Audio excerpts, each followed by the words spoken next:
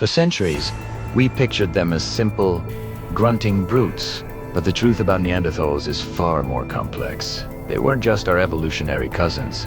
They were people who loved, who mourned and buried their dead, who crafted tools with astonishing precision. But in the harshest corners of their Ice Age world, another truth is written in their bones.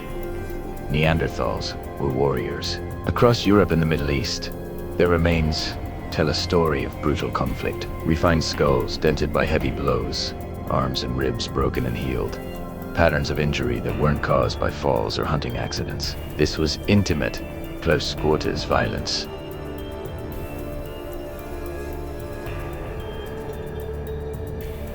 Forget what you know about modern warfare. Neanderthals didn't have bows or arrows to fight from a distance. Their combat was visceral, chest to chest. A desperate struggle for survival. The same heavy spear used to bring down a giant bison could just as easily be turned on a rival. At the Shanidar cave in Iraq, archaeologists found the skeleton of a Neanderthal known as Shanidar III. His ribcage bears a deep puncture wound. A wound so precisely angled it could only have been inflicted intentionally by another person. Up close and personal, it's a 50,000-year-old crime scene. A silent witness to a deadly confrontation, and the evidence gets even darker. In a cave system in El Sidran, Spain, the remains of 12 Neanderthals were discovered. Their bones weren't just broken. They were butchered, split open to extract the marrow, bearing the telltale marks of cannibalism. Was this a ritual? An act of starvation? Or the terrifying aftermath of a lost battle, where the victors consumed the victims? We have to remember the world they lived in.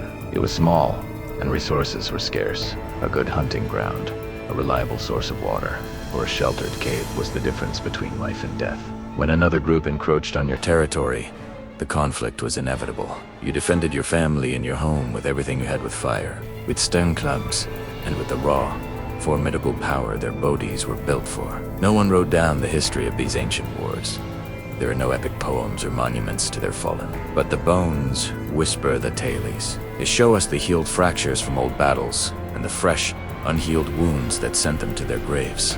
They are the silent, permanent evidence of a time when our closest human relatives waged war against their own kind. The Neanderthals are gone, but their scars remind us that conflict is a dark and ancient companion to humanity. Thanks for watching, and if you found this journey into the past as fascinating as I did, consider subscribing for more.